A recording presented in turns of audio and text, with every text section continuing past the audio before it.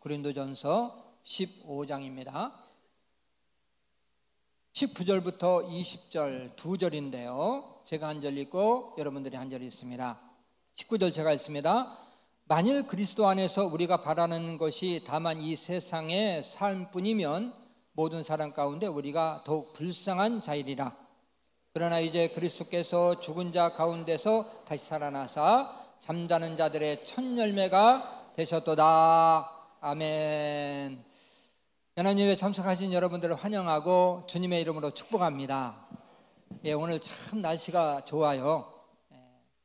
그래서 많은 분들이 지금 꽃구경, 아주 꽃에 유혹을 받아가지고 꽃구경도 가고 또 이렇게 가족도 나들이를 갔습니다만은 여러분들이 이렇게 부활하신 우리 주님을 또 축하해드리고 예배드리기 위해서 나왔습니다. 우리 하나님께서 여러분들 사랑해 주시고 여러분들에게 은혜 주실 것을 믿습니다. 우리 서로 인사 나누겠습니다. 잘 오셨습니다. 중층에도 잘 오셨습니다. 잘 오셨습니다. 여러분들 정말 잘 오셨어요. 이 복된 자리에 오신 거 우리 하나님이 기뻐하십니다. 많은 사람들이 이런 말을 해요. 기독교는 너무 독선주의다. 왜 꼭 예수만 믿어야 구원받는다고 그러냐? 종교는 다 같은 것인데 뭐 서로 좀 인정하며 살면 얼마나 좋으냐? 어찌 보면 그럴듯한 말입니다. 그들 말대로 서로 인정해주면 얼마나 좋을까요? 그러나 절대 그럴 수가 없어요. 다른 종교에는 두 가지가 없기 때문에 그래요. 한 가지는 십자가가 없어요. 또 한 가지는 부활이 없어요. 기독교가 다른 종교와 다른 점은 여러 가지가 있습니다. 가장 뚜렷한 것은 십자가와 부활입니다. 십자가와 부활은 우리 기독교의 핵심이에요. 그리고 기독교는 부활의 종교입니다. 할렐루야. 사실 기독교에 부활이 없다면 다른 종교와 조금 더 다를 것이 없어요. 뭐 독선주의로 나갈 필요가 없어요. 다른 종교와 같이 가면서 어깨동무하고 같이 갈 수가 있습니다. 그러나 부활은 기독교에만 있어요. 그래서 다른 종교를 인정할 수 없고 공존할 수가 없는 것입니다. 부활이 없는데 어떻게 구원이 있다고, 구원받을 수 있다고 인정해 줄 수가 있겠습니까? 그리고 구원이 없는데 어떻게 그들과 같이 어깨동무하면서 같은 길을 걸어갈 수가 있겠습니까? 만약 부활이 거짓이라면 기독교는 존재할 수가 없어요. 부활을 믿느냐, 기독교가 없어지느냐, 둘 중에 하나입니다. 부활을 인정하지 않아도 기독교가 존재할 수 있다? 절대 불가능해요. 이거 어리석은 이야기예요. 부활은 너무나도 확실한 진실입니다. 그래서 2000년 동안이나 이 부활의 기쁜 소식이 전해졌고 또 세계 열방에 퍼져나갔고 그 부활의 기쁜 소식이 우리 한국에도 들어왔고 또 여러분과 내가 이 자리에서 감격스럽게 부활주일날 예배를 드리고 있는 자체가 부활이 확실하다는 증거입니다. 할렐루야. 자, 만약 예수님이 부활하지 않았다면 나 목사 당장 그만둬요. 목사 그만두는 것뿐만 아니라 아예 예수 믿는 것을 완전히 포기합니다. 부활과 생명에 참여하지도 못하면서 이렇게 고생하면서 예수를 믿을 가치가 없는 거예요. 또 부활이 없다면 여러분들은 정말 불쌍한 사람이에요. 이 화창하고 좋은 날, 이 좋은 데가 얼마나 많습니까? 나갔다면 꽃이에요. 또 나갔다면 새싹이에요. 너무 아름다운데 가족 나들이 가서 좀 한가하게 보낼 수 있는데 이렇게 나와서 이렇게 또 별로 잘생기지도 않은 못생긴 얼굴 쳐다보고 있는 것이 참 여러분들이 불쌍한 거예요. 여러분도 여러분이지만 나는 더 불쌍해. 왜? 부활도 없는데 부활주일날 부활을 설교하고 있으니까. 예? 얼마나 어리석고 바보 같은 짓입니까? 부활이 없다면 저야말로 가장 불쌍한 사람이고 미친 사람인데, 이 성경은 이렇게 말씀하고 있죠. 오늘 본문인데요, 19절 말씀입니다. 같이 한번 읽어볼까요? 만일 그리스도 안에서 우리가 바라는 것이 다만 이 세상의 삶뿐이면 모든 사람 가운데 우리가 더욱 불쌍한 자이리라. 뭐한 자이리라? 불쌍한 자래요. 불쌍한 자. 그러나 예수님은 오늘 분명 부활하셨고, 그리고 우리 역시 생명의 부활에 참여할 수가 있습니다. 그렇기 때문에 오늘 여기 참석한 여러분들은 정말 복 받으신 분들이고 행복한 분이라는 사실을 믿으시길 바랍니다. 우리 서로 옆에 있는 분들하고 좀 인사 좀 나누겠습니다. 행복한 분이십니다. 복 받으신 분이십니다.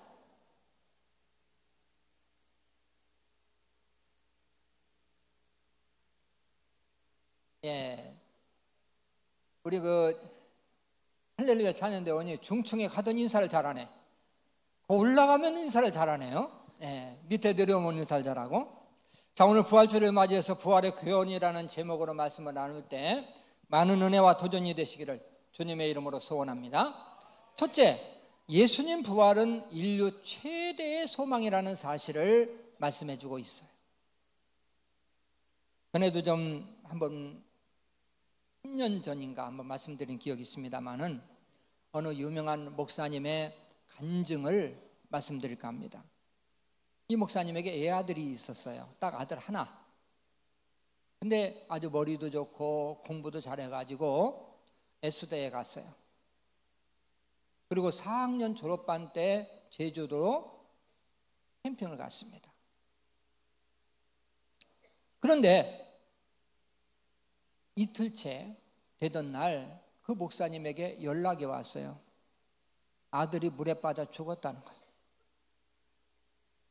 목사님은 청천벽력 같은 그 소식을 듣고 정신없이 제주도로 가서 아들의 시체를 대합니다.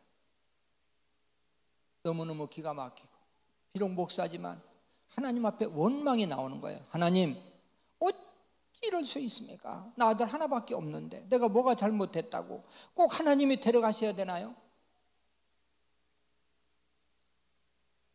그러나 정신을 가다듬은 목사님은 곧 하나님께 이렇게 감사 기도를 드렸습니다. 하나님, 나에게 부활의 소망을 주신 것을 감사합니다. 우리 아들은 죽은 것이 아니라 자는 것입니다. 우리 예수님 재림하실 때 분명히 부활하고 부활 때 내가 만날 수 있다는 소망을 주신 것을 감사합니다. 할렐루야. 목사님이 이렇게 말씀하셨어요. 내 아들이 하나님 나라 갔을 때처럼 부활의 소망을 강하게 가진 적이 없습니다. 내가 그때 만약에 부활의 소망이 없었다면 견딜 수 없는 충격으로 나도 그때 같이 죽었을지도 모릅니다. 믿는 자에게 있어서 죽음은 죽음이 아니라 영원한 삶의 시작이지요. 우리 믿는 사람들은 죽음을 조금도 두려워하지 않습니다. 왜? 죽어도 사는 종교이기 때문에. 할렐루야.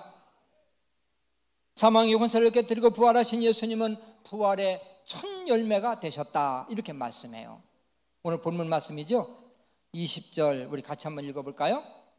그러나 이제 그리스도께서 죽은 자 가운데서 다시 살아나사 잠자는 자들의 첫 열매가 되셨도다. 어떤 열매가 되셨도다? 첫 열매가 됐대요. 우리 예수님은 부활의 첫 열매. 어떤 사람이 나무를 사다가 심었어요. 근데 무슨 나무인지도 몰라. 근데 잘 키웠는데 열매가 2개가 열려서 아주 예쁜 게, 보니까 사과가 열린 거예요. 근데 그 다음에는 또 더 많이 열렸어. 다음에 무슨 열매가 열렸을까요? 모르나? 당연히 사과 열매가 맺지. 처음에 사과 열매를 맺었는데 다음에는 배 열매가 맺었다. 이건 뭔가 잘못된 거예요. 예수님께서는 부활의 첫 열매가 되셨어요. 할렐루야. 그렇기 때문에 예수를 믿으면 누구든지 예수님과 똑같이 부활할 수 있다는 사실을 믿으시길 바랍니다. 만약 사람이요 부활하지 못한다면 이 사람처럼 비참한 존재가 없어요. 사람은 세상 살면서 너무나도 고생합니다. 공부하느라고 고생하고 취업하느라고 고생하고, 예?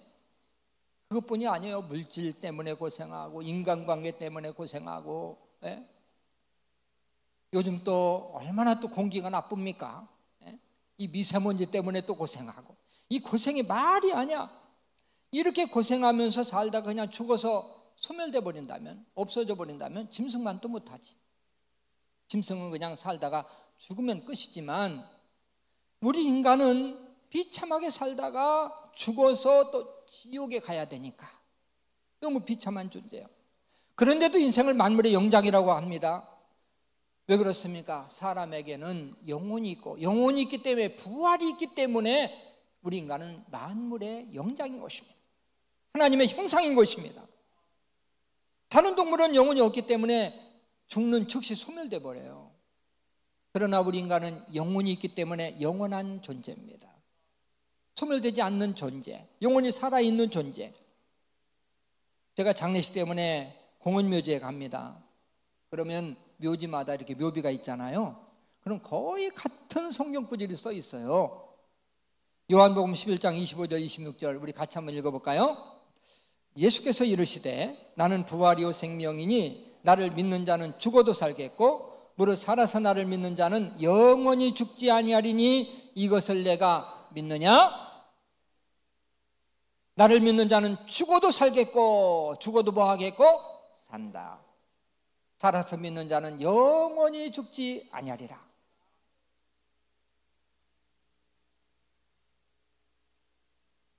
인류 최대의 소망이 있다면 바로 부활이죠. 이 세상에서 가장 불쌍한 사람이 있다면 뭐 물질이 없고 집이 없고 뭐 또 부모가 없고 그런 사람이 아니에요.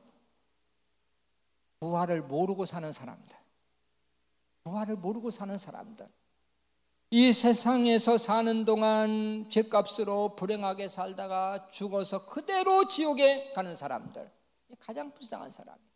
그러나 세상에서는 좀 어렵게 산다 해도 예수를 믿고 부활의 소망을 가지고 생명의 부활에 참여할 수 있는 사람, 이러한 사람은 복받은 사람. 할렐루야. 그 복받은 사람이 여러분과 나라는 사실을 믿으시길 바랍니다. 자, 두 번째는요, 예수님 부활은 만물을 통해서도 깨달을 수 있다는 교훈을 우리에게 줘요. 하나님께서는 인생들이 우매하다는 사실을 너무 잘 알아요. 의심만 하고 믿지도 않고. 그래서 우매한 인생들에게 일반 계시를 통해서 우리에게 부활을 교훈해 주고 있어요. 가르쳐 주고 있습니다. 제가 학원 예배를 드릴 때마다 설교하는 말씀인데 여러분과 같이 나눌까 그래요. 첫째는 사람들은 매일매일 죽었다가 부활해요. 여러분, 저녁에 자는 것이 죽는 것입니다. 아침에 일어나는 것이 부활인 거예요. 여러분들은 매일매일 부활을 연습하면서 살아. 지금 하나님이 우매한 인간들에게 부활을 가르쳐 주신 거예요. 죽음 아무것도 아닙니다. 저녁에 잠자는 거와 똑같고요. 부활 그냥 일어나는 거, 살아나는 게 부활입니다. 자, 두 번째는 만물은 1년에 한 번씩 죽었다가 부활해요. 이 부활을 하나님이 가르쳐 주시는 거예요. 저는 설교를 준비하면서 우리나라 부활주일이 봄인 것에 대해서 감사했어요. 부활의 의미가 더 깊이 깨달아지기 때문에 이 봄이면 우리가 막 소생하는 계절 아닙니까? 그래서 부활의 의미가 우리에게 더 깊이 다가오는 거예요. 몇 년 전 일인데요. 차를 운전하면서 이제 서부 간선도로를 딱 지나가는데 아주 벚꽃이 엄청 아름답게 피었더라고요. 이번에도 좀 벚꽃 필 때 가려고 그랬더니 갈 시간이 없어서 못 가고 말 들어보니까 뭐 바람부터 다 떨어졌다고. 근데 너무 아름답고 또 새싹이 아름답고. 자, 그 모습을 보면서 제가 이런 생각을 가졌어요. 야, 이 만물은 우리 인간보다도 훨씬 더 낫구나.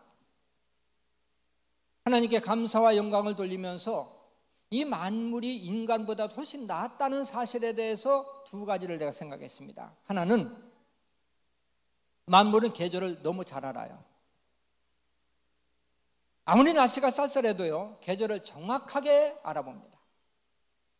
스스로 싹을 내고 꽃을 피고 겨울에 그렇게 혹독하게 춥고 또 꽃샘추위도 하고 그래도요, 이 만물은 끄떡 안 합니다. 시기가 되면 정확하게 싹을 내요. 그리고 이것을 춥다고 늦춘다거나 환경이 어렵다고 늦추는 경우가 없어요. 어떻게 이렇게 정확하게 싹을 내고 또 꽃을 피우는지.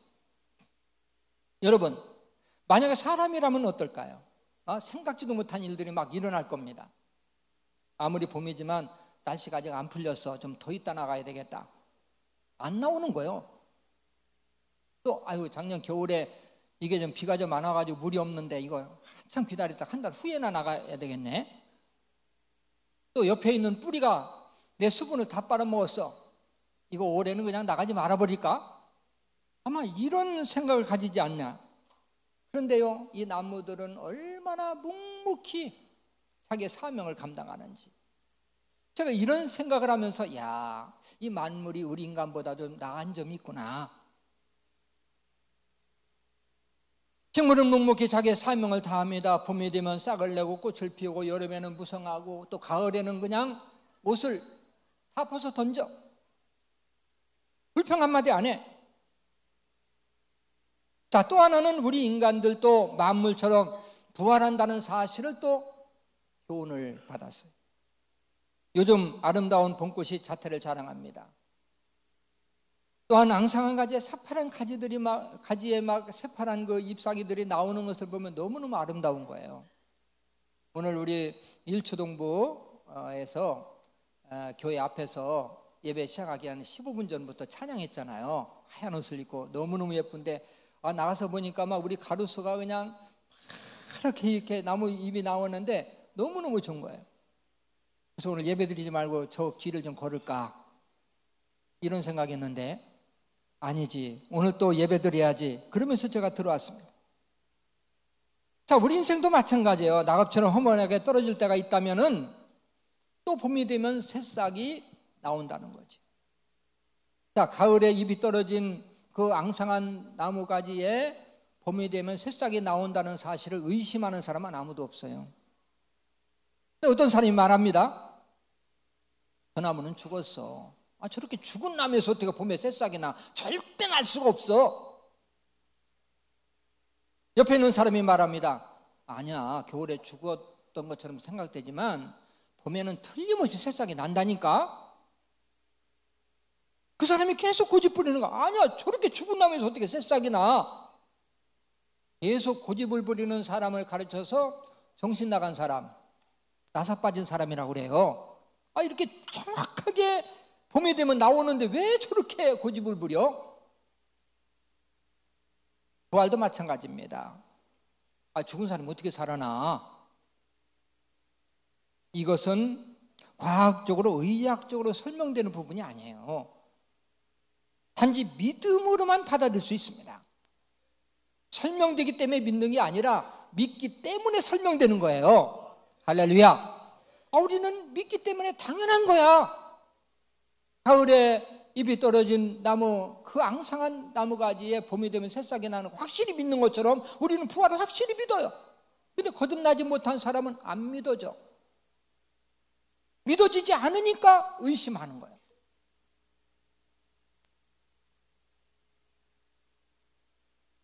봄이 되면 새싹이 나는 것처럼 예수님 재림 때가 되면 분명히 부활이 있다는 사실을 믿으시길 바랍니다.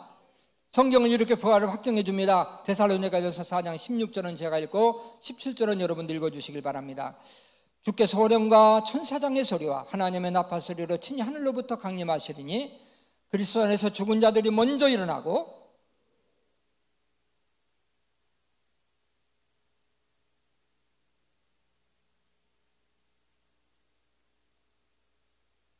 아멘, 할렐루야.